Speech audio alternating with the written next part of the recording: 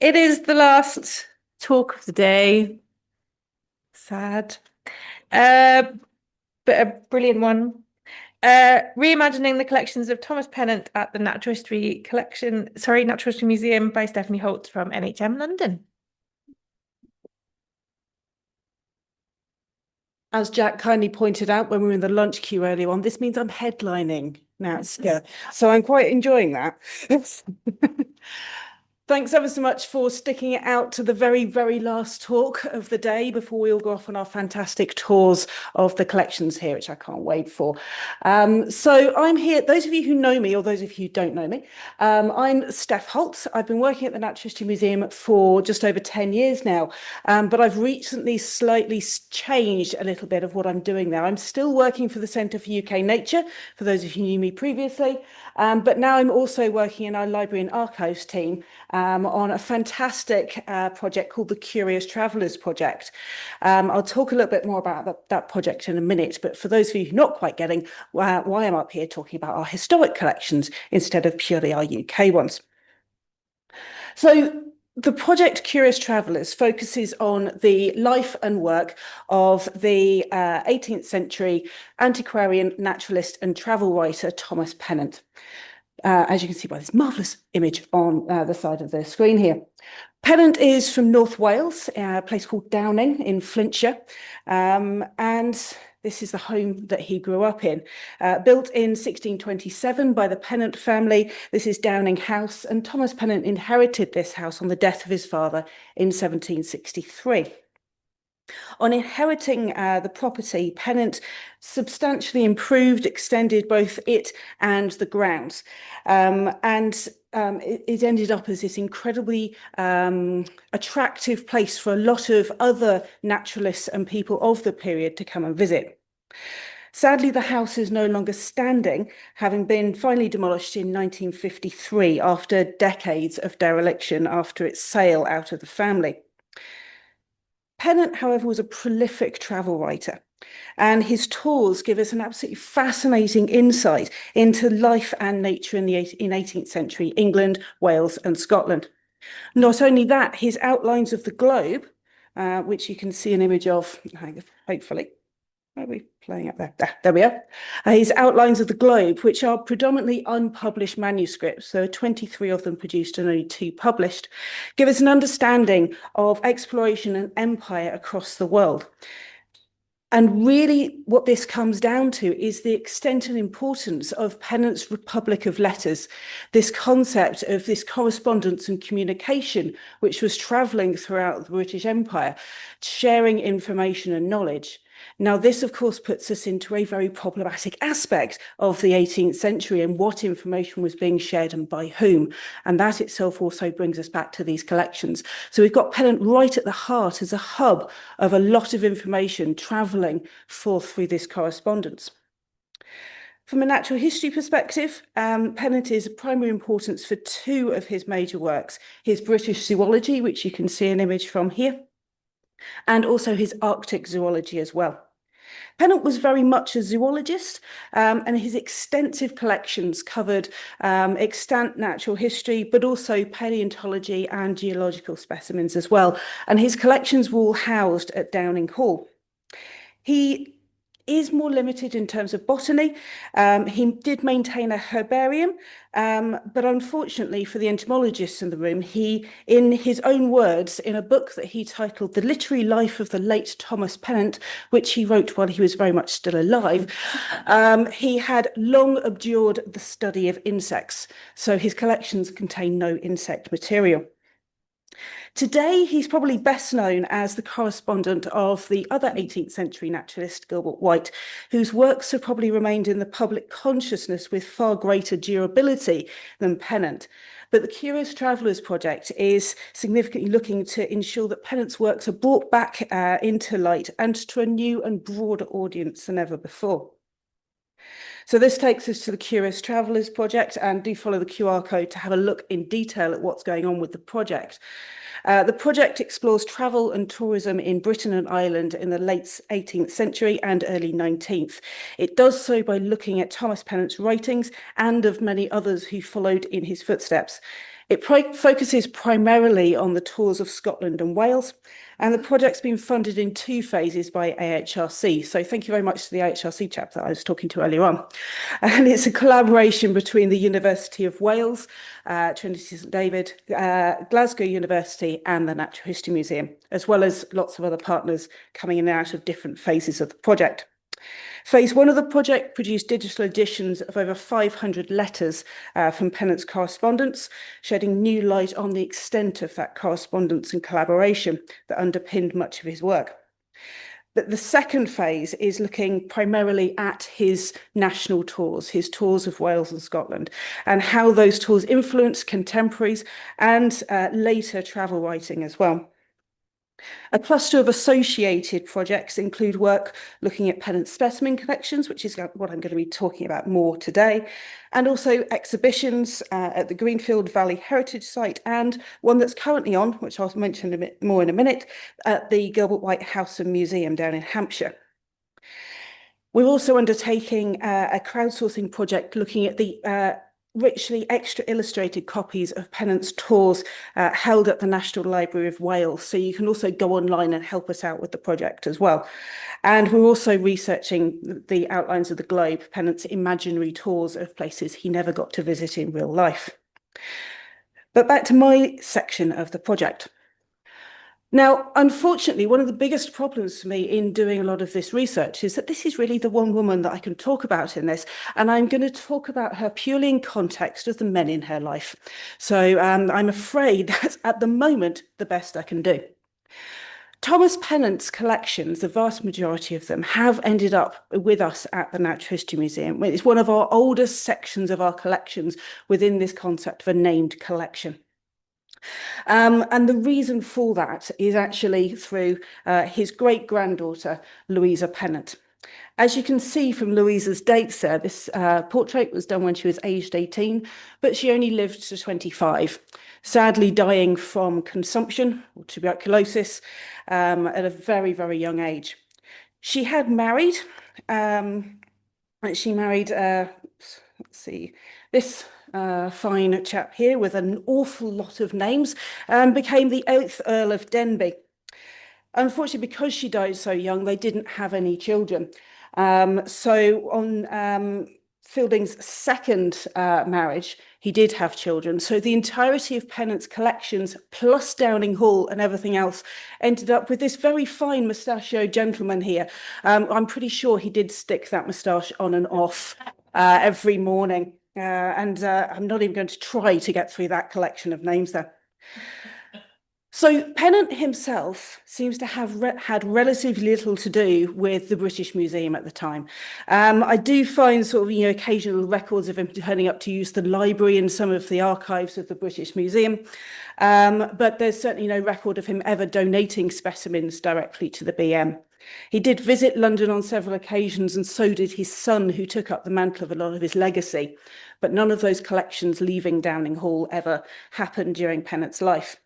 But what did happen, of course, is that on Louisa Pennant's death, and she is the last of that direct lineage, the collections in the hall were inherited by her husband, who then, when he died in 1892, they were then all inherited by the 9th Earl of Denbigh. And within the museum, we will find lots and lots of references to the Earl of Denbigh, but because between 1911 and 1918, he donated an awful lot of Pennant's collection material to us. So this is the Natural History Museum around the sort of period that we're talking about here. So this is the Natural History Museum at South Kensington. It was about 30 years old at the period of Denbigh's donation. So the paint was probably just drying at this point. It has been opened, obviously, as we know, in 1881 as a new and specialist natural history collections facility for the British Museum. We just got electric light in the museum, and it's a very active working collection at this point. Pennant is still very well known at this point, so his collection is of a lot of importance and interest, so his position at the Natural History Museum was assured. But the accession of various elements into the collections happened in such a staggered and piecemeal sort of way. It's actually quite difficult to track certain bits of it. very much dependent on the curator at the time and their interest and how they manage their collections. It becomes quite a challenge to sort of pick out some of these collection materials. But you can see some of them are very well labelled, and this is actually from the top of one of Pennant's cabinets. So in some instances, we even have the cabinets that the collections arrived in. To give an example of how these things have been moved around in collections, we've had, I discovered last year, we've got some collections in our algae collections, and a note that that those algae collections have been taken out of the shell cabinet. Now that tells me we've got a shell cabinet somewhere, which is not where the shells are, but also in that algae collection, we also had a little shell. So then we had a shell that we had to return to the shell collection. There's a lot of movement stuff gone on here. We've got collections scattered right the way across both our Earth and Life Sciences collections, as you can see here.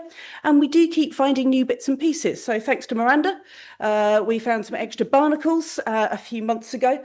But unfortunately, you can see, you can probably definitely read duplicate collection there.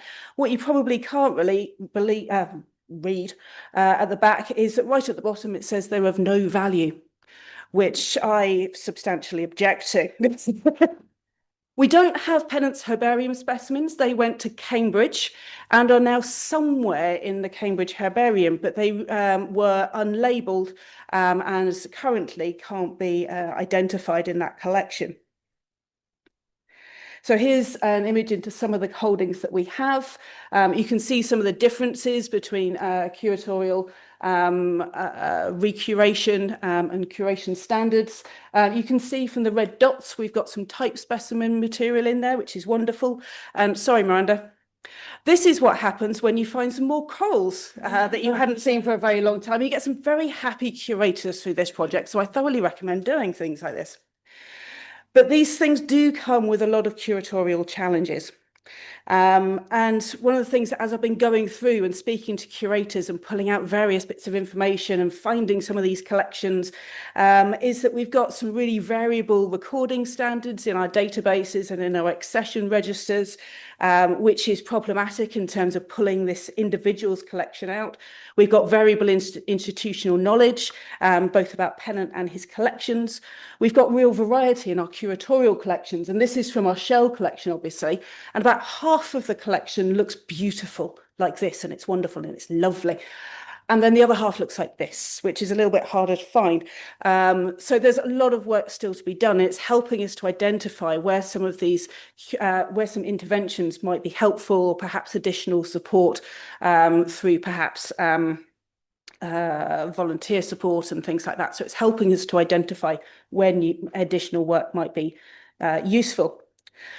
I'm hoping to bring together curators from across the museum and the rest of the project to really sort of raise the profile of the Pennant collections, but also to help us to identify how we can pull these specimens out, looking at search terms on our data portal and in our CMS as well, as Louise mentioned that she's been doing for her work.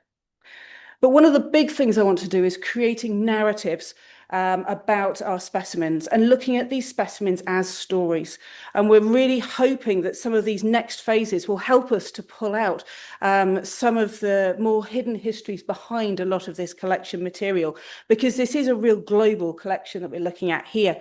So I'm going to initially be pulling out about 10 objects from across this collection and looking at how we pull out some of these new stories, whether it's modern context of the species, conservation status, habitats, environments, maybe even its extinction, but also looking historically is, can we find out where these specimens came from, who might have been involved in their collection, their curation, and seeing how many of these different stories we can pull out and then refocus attention on through the project website. We've also, as I mentioned earlier on, we've got our exhibition up and running down at the Gilbert White Museum at the moment. This is Curious Minds, Thomas Pennant and Gilbert White, which looks at the collaboration between the two naturalists and how they work together. This has been quite a tricky thing to do because obviously these specimens are really, really fragile and therefore really difficult to take out of the museum. So we've been doing some digitization work on some of these collections. You can see in black up here, this beautiful shell photograph from our shell collections again. This image with the white background here, this is the original illustration done by Moses Griffiths, who was Pennant's illustrator. So this is for his shell book. And then these collection specimens here are not Thomas Pennant's. They've been very kindly loaned to us by Andrew Taylor from his collections, who you'll have met in the display room earlier on, well, during the rest of this conference. So we've actually had to use surrogate specimens to try and illustrate what a cabinet of curiosity might look like. But it's proving to be a really, really successful display. Now, I don't have any time left because I'm about to be told to stop. So I was going to show you a quick video run through, but I don't have time. Okay, I'll do it in a second. The last thing I want to say in that case is we also have a conference coming up on the 3rd to the 5th of June. If you're interested in finding more out about 18th century natural history and how it's led us to where we are today, please do register and come along. Registration is now opening. That's my contact details if you want to. This is as far as I get with AI because I asked ChatGPT to do me an image of Thomas Pennant walking in front of the Natural History Museum, and it gives really good cheekbones and a strong jawline to someone who really didn't have them with the best will in the world. If we do have just a couple of seconds then, just to go for a quick walk through the exhibition. This is our entrance hall where we've got some beautiful images from British Zoology. See, obviously I focused on the bat right at the start. I can't imagine why I would do that. As we go through into the main exhibition space, twirly. I'm not a good camera person. But this is our cabinet of curiosity where we've got our specimens and our images from the specimens in our collection.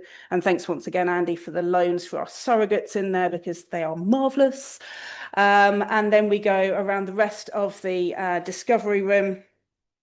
If I pull this forward a little bit further, we've got panels about British zoology, about Arctic zoology, about his tours, and about the rest of the project that's going on as well. So it's been a fantastic exhibition to put together. It's getting a great response because we've also got a drawing table and things where people can tell us stories about what interests them about the specimens on display and things like that as well. So we're getting people to interact with it. And we have a wonderful reading as well, which I don't have time to show you today, of the poem that Gilbert Wright wrote to Thomas Pennant, telling him about why he should visit the beautiful environment of Selborne in Hampshire and all of the wildlife that he sees while on his naturalist summer evening walk. So if you get the chance, dash yourselves down to Hampshire before the 22nd of June. Please go and see our exhibition and hopefully see some of you at the Gilbert White conference in June as well.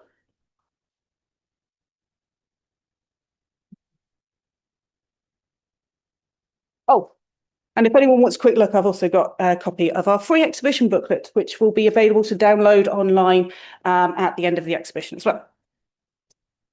Any questions from anybody? I did have one. I'm going to reframe it slightly from how, because this is the project is about a range of collectors. Yeah. Well, focus is Pennant's collection. Oh, it is focusing on it. Okay. It was more about kind of the focusing on quote unquote another white man collector and why obviously he's really important, so good to do, but I guess the justification behind why do we need another white dead dude? I didn't want to make it sound like that, but that's a good question. And actually, you're absolutely right, because yes, this is a project about another white dead dude and a rich one at that, and all of his collection. So what I'm really hoping that we can pull out within that narrative, because the collections are global in origin, they have come from across the empire. And I really want to use that to see how can we tease out some of those histories, what we refer to as hidden histories, underneath and around those, also working with that in outlines of the globe. And where is his information coming from? What does that network look like when you actually pull it out in reality? And I think there are some really interesting elements within that that we can really start to pull out. Actually, we're looking at this, this dead white dude But we've got some really, really cool stuff going on underneath if we just start digging. So that's what's driving at the moment, how I'm going to be going about selecting what specimens that we're actually going to pull out through into the next part of the project, and what we actually start looking at through some of those narrative options, getting people to respond to them. It's also going to be about pulling in stories, how we get that response from people about these specimens and objects. Because yes, it is a major, major problem when we're looking at this 18th century context, particularly in that sort of realm of empire, is what stories do we pull out of these? And that's why I love the fact that every single specimen, we say in the museum we've got 18 million specimens. That's brilliant. Every single one of those specimens has got 100 stories that we can probably tell about it. And that's what I love about this. We're hoping that the next phase of the project will allow us to do this even bigger and better. What we're thinking about doing is working again within that core project team of the 3 organizations, is how we could perhaps recreate Pennant's study virtually in VR, using some of the technology that the University of Glasgow is currently building, and see how we might actually recreate that in terms of being able to walk back into that space and therefore take these things off shelves and actually really start properly interrogating some of these stories in a virtual cabinet of curiosity. So this is sort of like the trial run to see if there's something more fun and imaginative we can perhaps do along those lines. Watch this space. Yeah. Thanks, Steph. Right.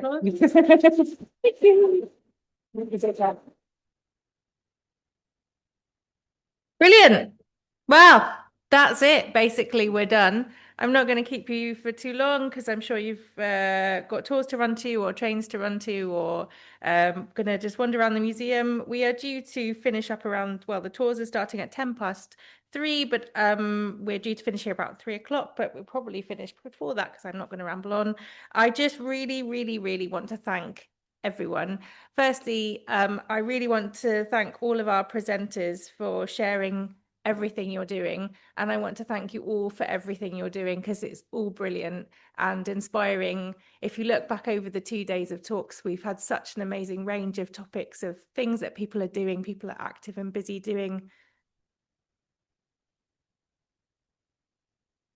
I don't know what the computer's telling me. I'm just going to ignore it. I'm hoping it's working. So just, yeah, thank you so much to everyone for all of your work, both here and in the wider world. And I just think that's brilliant. So yeah, for you.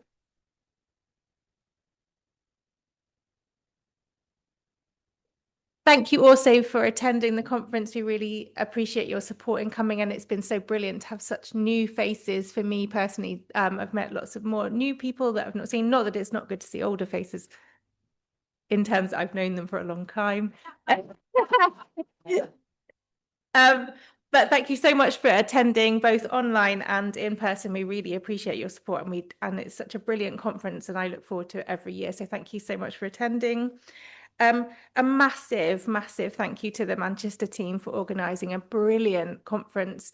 Everything about it has been just, as far as I'm concerned, I mean, I might have been just surfing along on the outside, but easy and just helpful and brilliant. And a special shout out to Deanna for, who's waving in the back?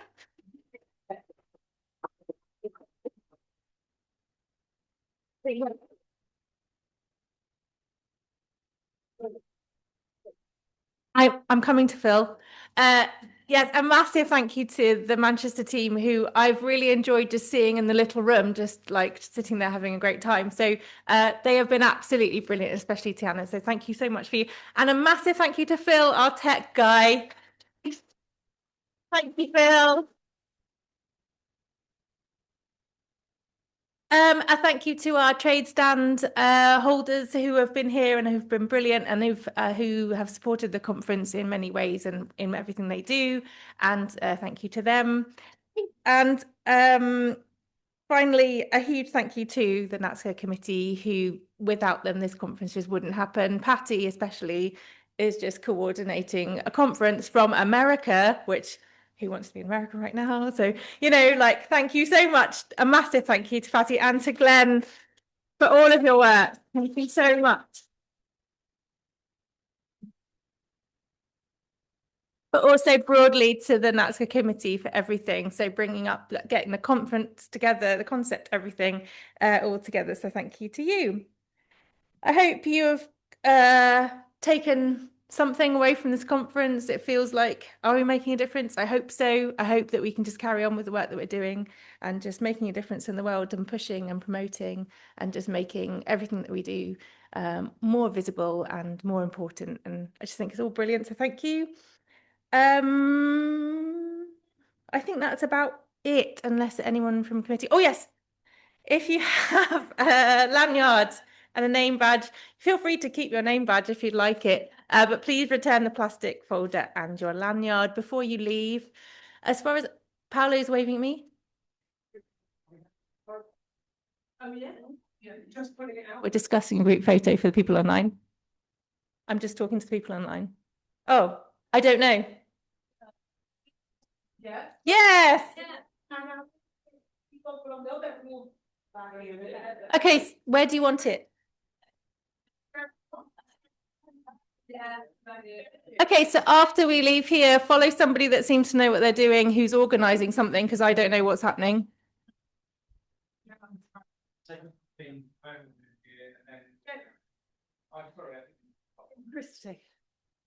Chris can take it. Phil, sorry.